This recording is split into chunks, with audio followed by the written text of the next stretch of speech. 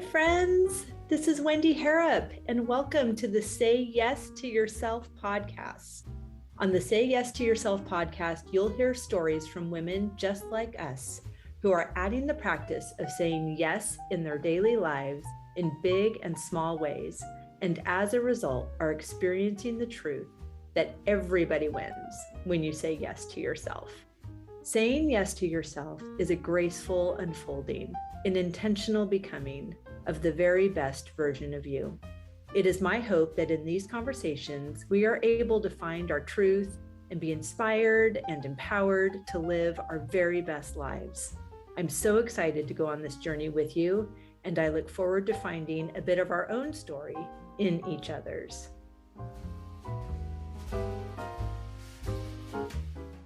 Hello, beautiful friend. Welcome back to the podcast and happy Friday. I hope you don't mind that I treat these introductions as the audio version of my Instagram stories, just letting you know what's going on, whether it's here at the Phineas Wright House or in my fun new project in France. It's just so lovely to connect with you and let you know what's going on. And I also love hearing what's going on with you. So thank you so much for your love notes. Thank you for your DMs on Instagram. Thank you for your beautiful handwritten letters. Thank you for hitting the fan mail link in the show notes. Thank you for all the ways you are showing me love, and I'm to send it right back to you. And if I could have my way, you would all be under the gorgeous white tent that is set up in my field right now. I am preparing for the summer solstice white party that is tomorrow night. And we have actually several of our former podcast guests will be in attendance. It's so fun. It's like my favorite things in my world get smashed together once a year at the summer solstice white party. And I've been doing this for several years, and this thing is not going away. So if it is in your heart to join us in 2027, I will give you a little behind the scenes peek that we will be having a fabulous reading from Maranza Sabas from her new book before it's even put out in the world. And you're going to want to say you were there for that. So I would love to have you. I'm just put a link down in the show notes for the 2027 Summer Solstice White Party, because we are planners around here, and I would love to have you there. Today's guest is so phenomenal. We have Nancy Griffin. She has spent nearly 3 decades inspiring and informing women about how health and wealth intersect with self-worth, philanthropy, and legacy. Her experience spans hosting events for boomer women and their daughters, helping them cultivate confidence and independence while caring for themselves and those around them. She shares insights about how women can not only build net worth, but also deepen self-worth, expand their definition of wellness, and shape meaningful legacies.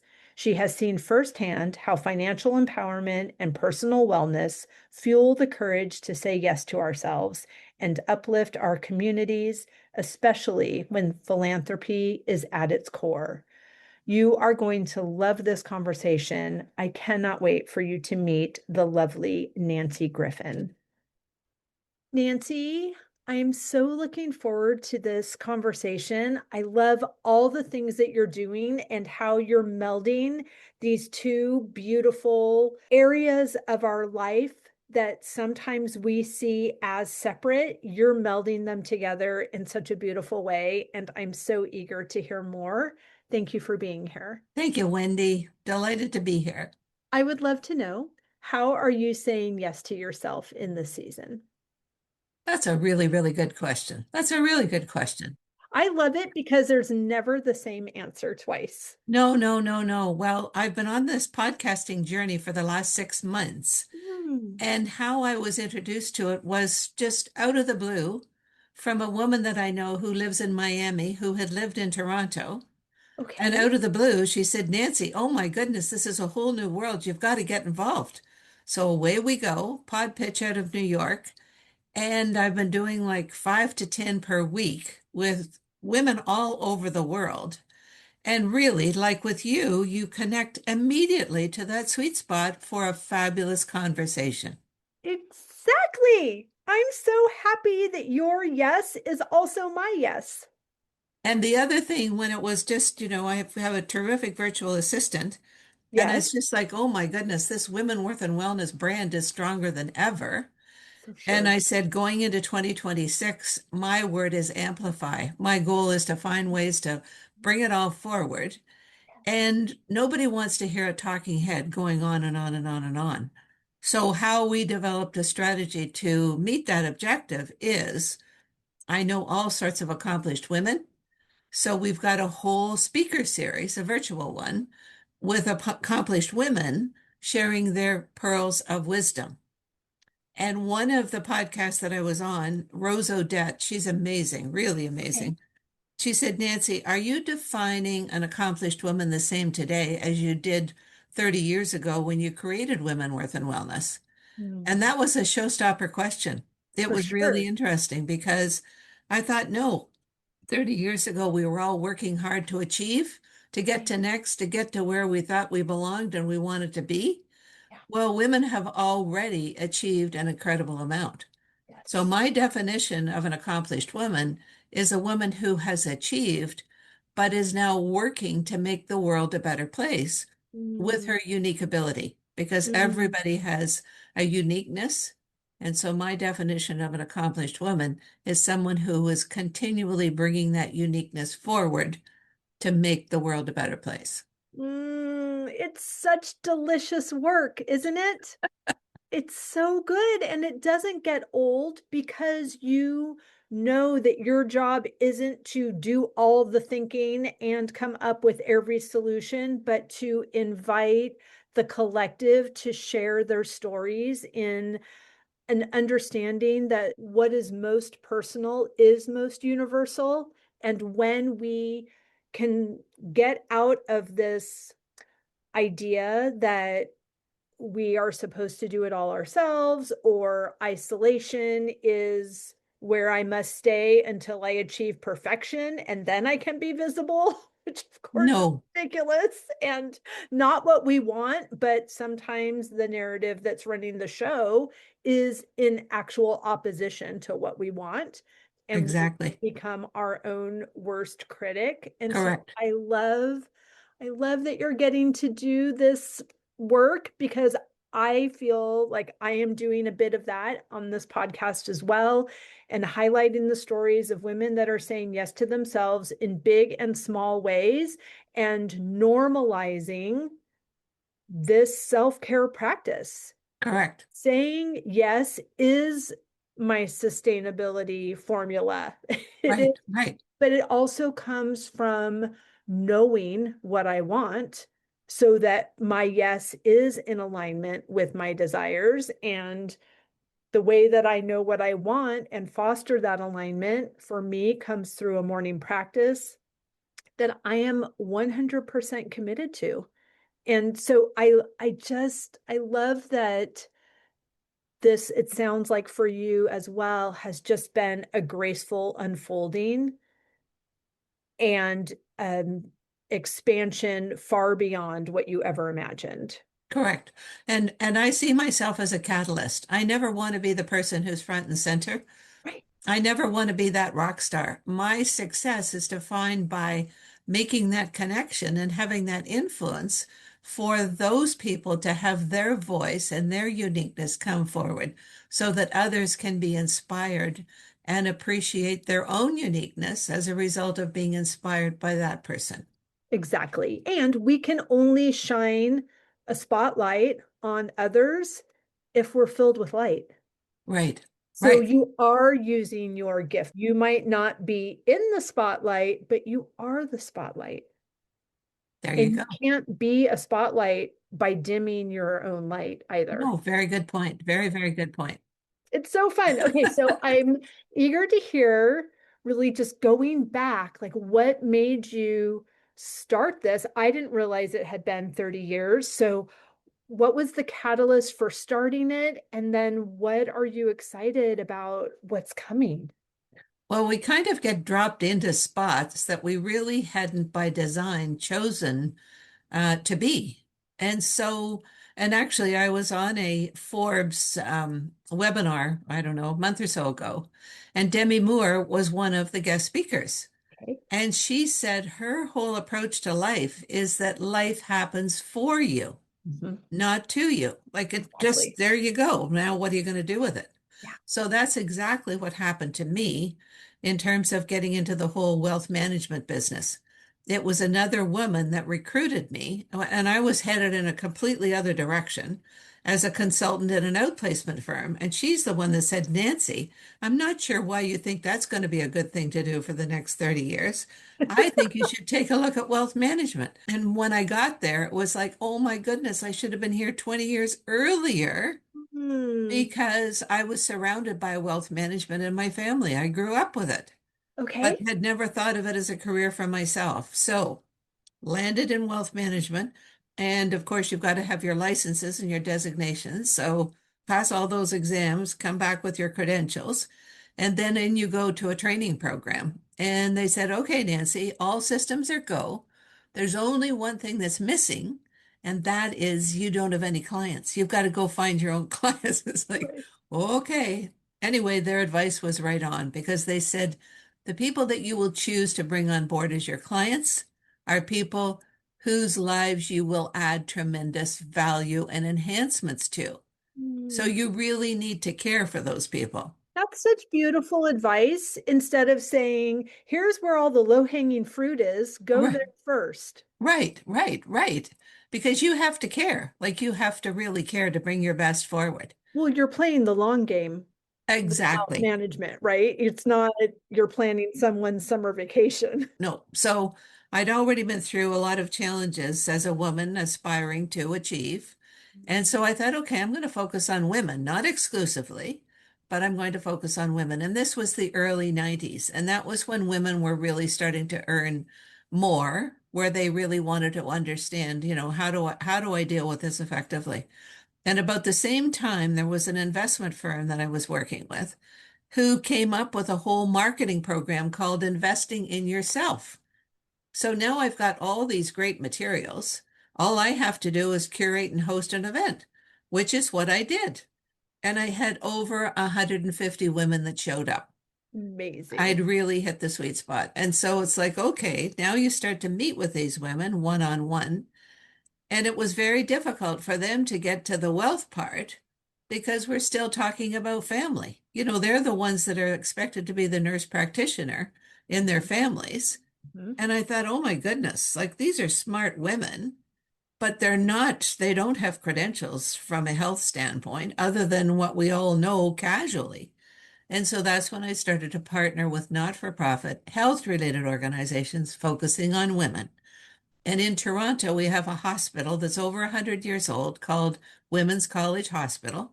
They do all the research, all their programming, all their treatment plans are focused on women. So I started to partner with a lot of the seminars that they were offering, invited my clients and their friends to come. And you know that women like to go places in droves. We do. And so I would charge a nominal amount because then I'm introducing the whole concept of giving back as a way to enhance your net worth, Yes. because that charitable donation is a tax deduction. Right. I also really, it was a sweet spot at that time because don't you remember, women wanting to achieve also wanted to learn how to play golf. Exactly. So I started the Women's College Hospital first golf tournament. Amazing. And so I just kept on going and partnering with all sorts of different health related organizations. We have a leading cancer center in Toronto, Princess Margaret, did events with them. I actually ran the New York Marathon. Well, I completed them. I never say I ran it because I did not run the whole thing, but I completed it and raised money for Princess Margaret. Then, obviously, the Heart and Stroke Foundation, because heart disease is the leading cause of death for women. And so now what I've introduced is a lot in one thing. I've introduced net worth enhancement, and self-worth, because we know if you're a donor, if you're able to give, you feel better as much as the person who's received your gift. And, Right. and then also the whole concept of giving back, which fast forward to today is more important than ever because women are earning so much more, but they're also starting to inherit from their parents. And Hmm. assuming your partner is male, your life expectancy is greater than that person more Hmm. often than not. So you will inherit from your partner. So Hmm. all of a sudden, in addition to women having achieved so much, they now are really in the driver's seat, a powerful role as it pertains to stewarding wealth. Oh my gosh. I am obsessed with this conversation. It's so good, Nancy. Thank you for, sorry if I cut you off. I want to hear more of this, of course. And I want to say, I love this. I love the trajectory. I love your lived experience. I love the logic of your foresight and forward thinking. Instead of hearing a story about how women are oppressed and No, everyone is no. controlling, like all of these things, it's not denying that that's not happening. But how about if we focus on this other thing that is also happening, which is a lot better and empowering and just as true? And we can be empowered and enlivened and encouraged and interact with this truth that's happening. But one of the reasons why it's not happening, it's a fabulous formula Hmm. for so much. Hmm. But one of the things that's not happening is women stepping into that realm Hmm. of opportunity because more often than not, you have to be selfish. And the Hmm. worst thing you can call a woman is to say that she's very selfish. Well, you know what? Now you've got this power. Hmm. You can make a difference. So all of the things that you may have complained about or felt weren't right, now you are in the driver's seat. So Right. how are you going to capture that opportunity? And always with all due respect to everybody around you. I'm not saying that you come out as a barn burner and Right. start to, run over people. But it is a new reality. You've got to flip the switch in your own mind and realize that you are worthy to maximize the impact that you can have with this opportunity, Well, if you're a good person, and everyone listening to this podcast is, right? then 100% be selfish. Like, All right. we need more people that are operating from that mindset and that trajectory. Yeah. Our level of selfish is, selfish, quote unquote, on the ish, because our definition of selfishness, like in my most selfish, self-serving, self-absorbed state, I am so in contribution and in service to the things that are important to me. And that's what you are asking for. You are asking for women who are in alignment with their highest and best to step up, to step in, Step up and step in. I love that. and to do something good and expansive and empowering with these resources and these opportunities, and to do it in a way that's so invitational that any judgment, like, it can't even be heard. It's just noise. Well, it's so personal. And I'm thinking as I'm listening to you, it's like women love to be hugged and they love to hug. So it's like surround this opportunity and make it personal for you. We all know the example of you put the oxygen on yourself first. Hmm? Okay, so you've got the oxygen on, you got that message. But now that you've got the oxygen on, it's like, okay, now what are you going to do? Right. Like now you've got a whole new opportunity to do more than just sit there with the mask on. Yes. Yes. Take it to the next level. Step in, step out. Make a difference. You can do it. You can do it. Yes. And we already know what we want.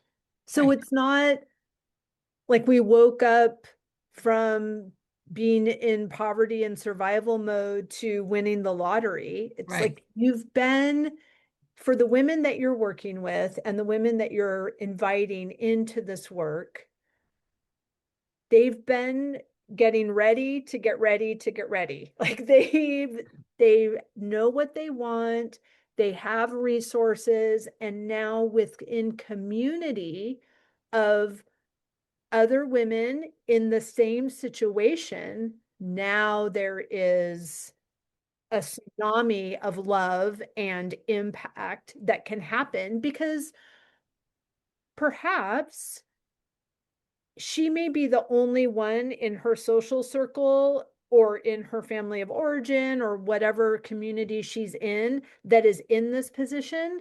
And so that can get skewed. But when you are invited into a space that only has people like you, there's no more damage control No, or even comparison. There's just an exhale and a collective, okay, like what are we going to do now? Like, I'm so glad we found each other. Let's do it. And which let's what go. your beautiful organized events do as well.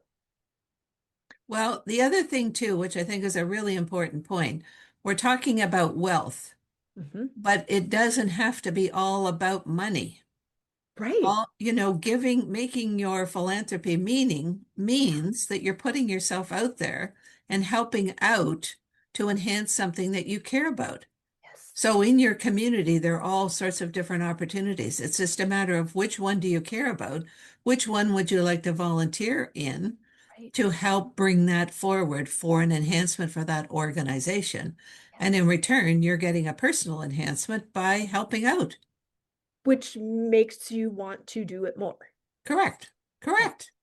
So I love this reminder that wealth is beyond financial resources. I'd love to hear more about your thoughts around that.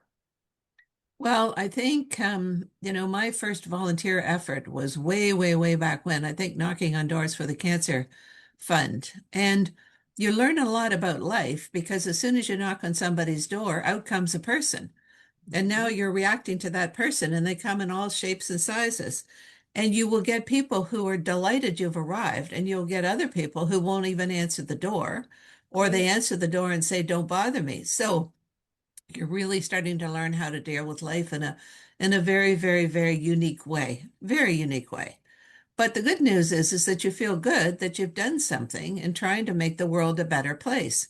And there are all kinds of different ways that you can do that. I mean, that's when it's really up to the individual. The only thing that I'm advocating is that you do something, because in return, you are a better person because of what you've done. Even if you've had a really bad experience, we all learn from bad experiences. And the one thing that we all have in common is that time just continually unfolds. So it's just a matter of not necessarily what are you going to do with your money and your wealth. What are you going to do with your time? Yeah. Like, really, what are you going to do with your time? And it's up to each of us to make those decisions personally. We all have responsibilities that eat our time that we can't avoid, but we also have a lot of opportunity with discretionary time, especially if we know how to delegate well, that Mm, can take us to a whole new level. So, think about time being your greatest asset, and how are you going to get the best return on that asset? And be selfish for yourself. And in doing so, you're probably enhancing somebody else's well-being. right.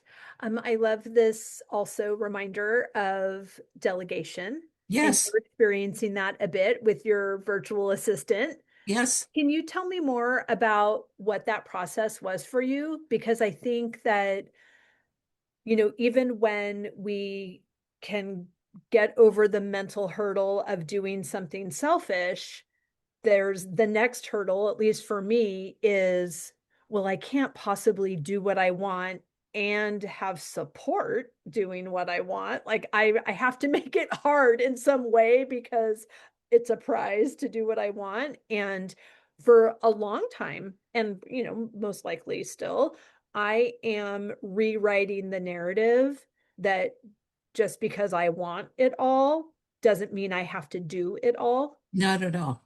Not at all. The best thing you can do is not try to do it all. I think one of the most important things is knowing your own uniqueness, Mhm. knowing your core, what you love to do, what you're best at doing. And in doing so, you get to pay attention to other people's uniqueness For sure. and really listen and understand and appreciate who that person is. And when you have a work scenario, well, even a home scenario, I think the best mix is when everybody is bringing their uniqueness forward in that total mix so Yes. that you can go forward. And I know women have a lot of difficulty with this because we are very, very good at doing it all until we just burn ourselves right out. Don't do it. Don't do it. Look Right. around. Think how you can transfer some of your current responsibilities to someone else. That can be a partner, that can be kids, that can be staff. And think about what you can transfer over to them, give them that as a responsibility, and always know they're never going to do it exactly the same way you do it. But you know what? They, at least if they take it on, you've transferred it over. And just perhaps they're able to do it better than you.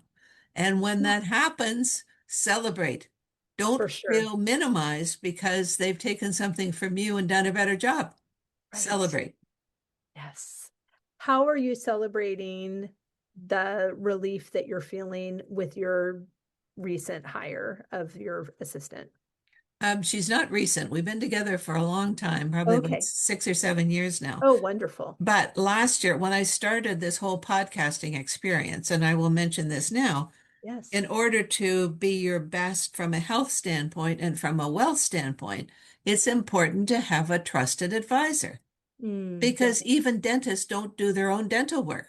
right. So you've got to shop around until you've got somebody who can be your health advisor and also your wealth advisor. And Mm, once you find those people, they will enhance your life to the max.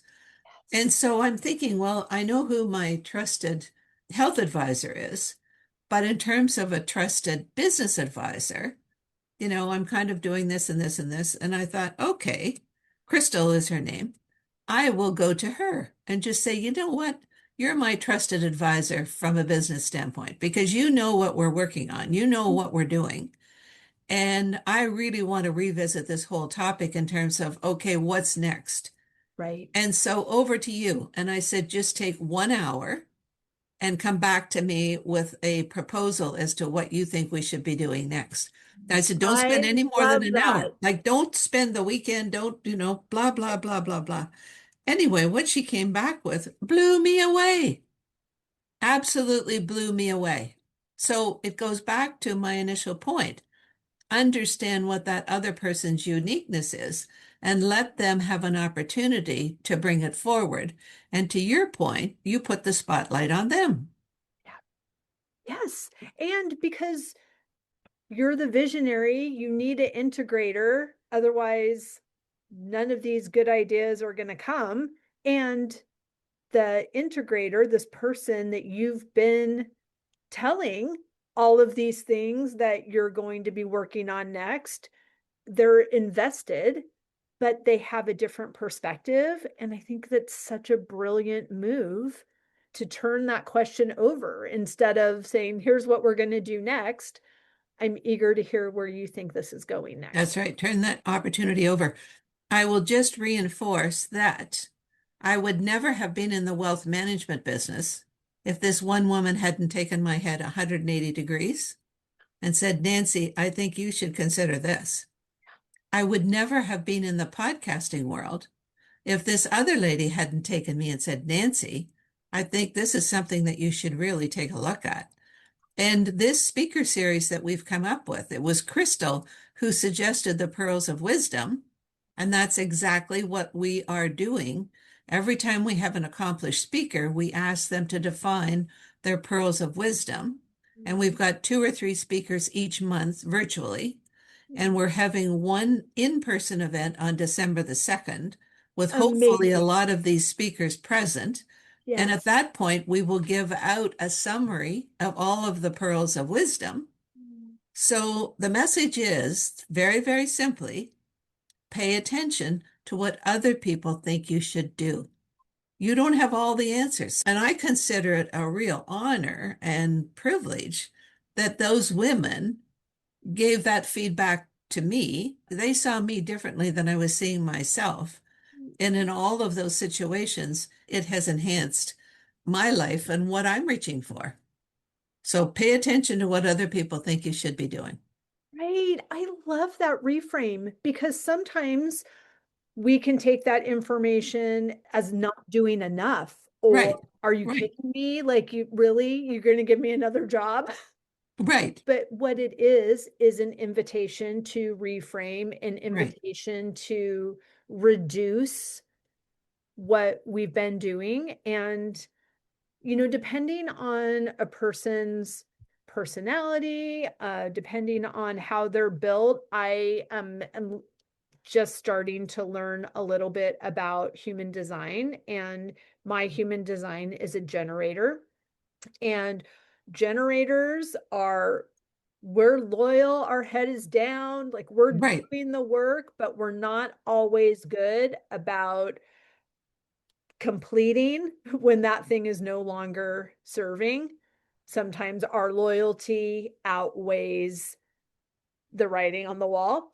And that's so great to have more eyes on what's happening to give us ideas and to help us see what we can't see. Yep. It's a reframe and it's a redirect. Yes. A reframe and a redirect. And the other person is Rose, who I mentioned, who asked me the question about how do you find, are you defining an accomplished woman the same today? And if she hadn't asked me that question, I would have just kept on going and hadn't stopped and thought, no, my definition today is quite different from what it was 30 years ago. Yes. So it brings that additional clarity as well. Right. Right. And how your current offerings Right, reflect this updated definition. right. Exactly, That's exactly. really beautiful. How are you implementing? So I understand the wealth management side of it. How are you implementing the health management side? And what does that mean to you? What are you inviting women into? Well, in the past, I've done lots of different events, bringing lots of different topics to people's minds. Recently, I revisited the whole menopause topic. I'm Mhm, well past it, but then all of a sudden I thought, you know what? I remember when I was in my 40s mhm, and going through menopause, and all you wanted to do was hide in a closet somewhere. mhm. And that is so wrong because in your 40s is when your positive trajectory is just starting to kick in with opportunities. Yeah. So if you excuse yourself or you don't show up, then you're missing out. And so what if you show up and you've got perspiration dripping down your arm? So what? Literally, if you are a woman in this world who has lived this long, nobody escapes the whole business of menopause. It's as simple as that. So Mhm. it's not your fault. So Right. be a champion, be an advocate, help other people understand. So I got right in the middle of it. I did cold plunge, I did seminars, I raised money with Sinai Women's Health in Toronto, which again is terrific. They've got terrific experts there. And then did a presentation at a wealth management conference on the whole topic, where there were mostly men there. And one man was so funny. He said, I live in a retirement community. And he said, I thought it was just night sweats. And he said, oh my goodness, there's just, I said, you know what would be lots of fun if you're brave enough to do this? When you're at a cocktail with some of your social events that you're in your retirement community, just say, would anybody like to talk about menopause? And they'll go, whoa. Like but you will get you, and if you ask the question Mhm. and you're prepared to listen, then you will be amazed at the stories and situations that will come forward. Yes. So that is one thing in particular, but I'm working very hard to keep twinning publicly health and wealth Mm. because a lot of wealth organizations focus on retirement and saving for kids' education and all that kind of stuff. And they are missing the mark by not openly twinning the two. Hmm. So I'm working on that with different organizations to hopefully, again, going back to my amplify word, there's Yes. only so much I can do. But if I can convince a large bank or financial group to capture this idea Right. and amplify the health and wealth message, I think that in itself would be unbelievable. Transformational. It is definitely, Oh my gosh, it's so definitely exciting. I'm very happy about your word of the year.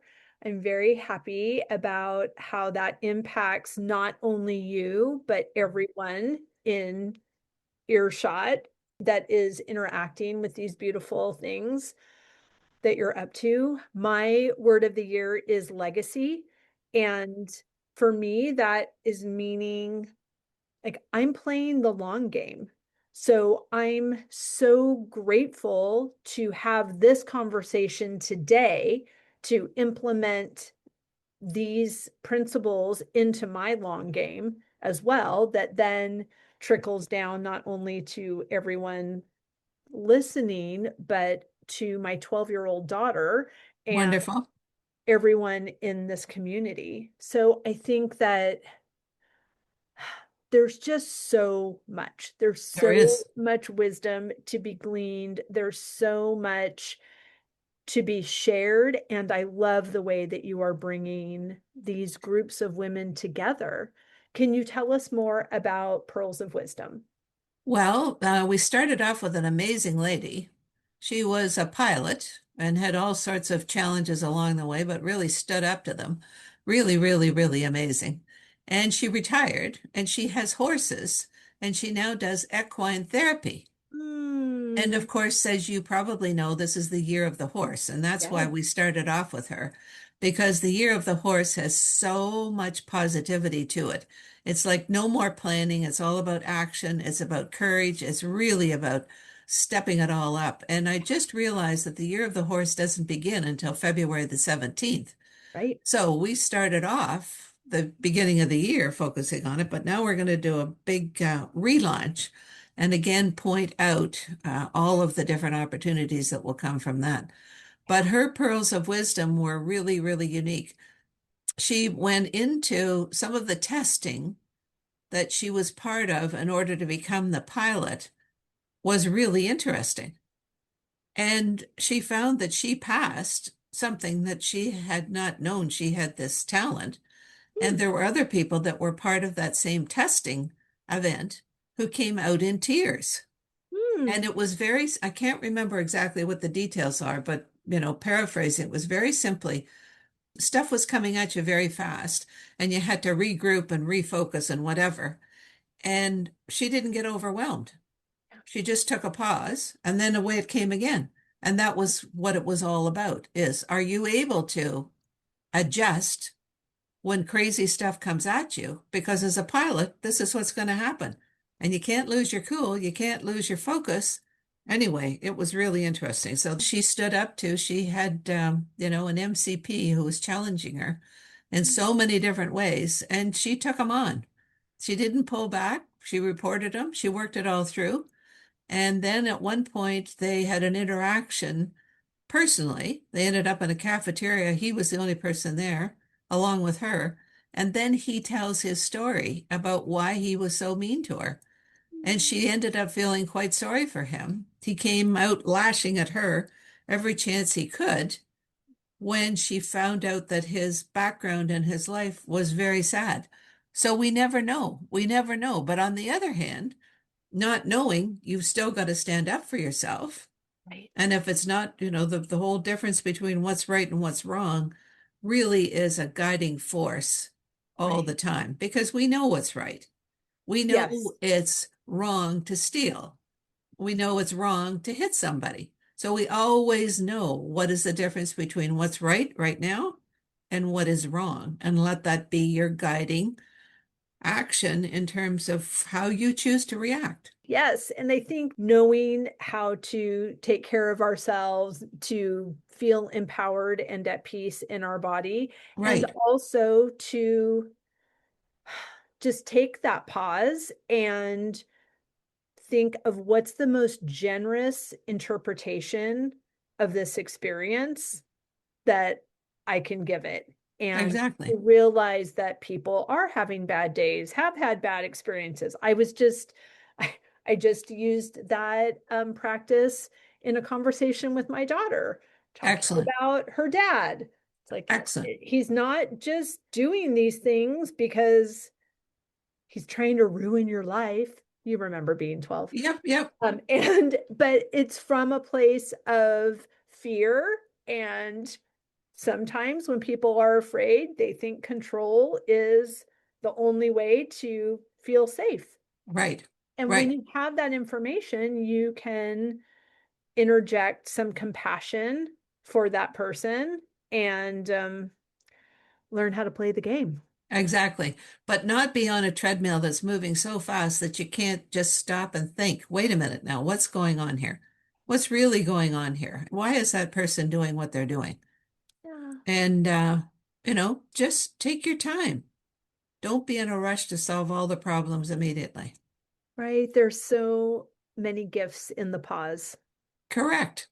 This has been so lovely, Nancy. Like I said, I love everything that you're up to. I'm so excited that we got to share a bit of it here, but I know everyone is going to want to stay in your fabulous loop. So tell them how they can find and follow you, how they can be a part of the live event in December, all those good things. Okay, well, the website is womenworthwellness.com. So if you go there, we will invite you to sign up so that you're getting regular updates on what we're doing. But send me an email. It's just simply Nancy at womenworthwellness.com. Send me an email. Say, here's my question, Nancy, and I'm 24/7. So if I don't get to you the night before, it'll be first thing the next morning. Definitely. Perfect. Oh my gosh. I love that about you. It's very much like me. There you go. And my logo is like this. You put your arms Mm, way up, put your arms up as high as you can, and you're standing on a little hill. And it's like, yes, it's yes, yes, yes, I love it. Victory. exactly. I know where I'm at, I know where I'm heading, and I feel definitely worthy of everything that I want to be and everything that I can do.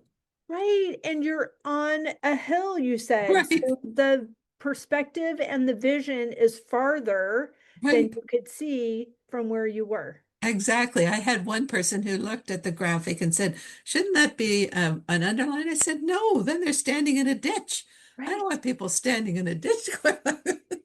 Exactly. Oh, it's so good. Thank you so much for your time, Nancy. I've loved this You're conversation. welcome, Wendy. My pleasure.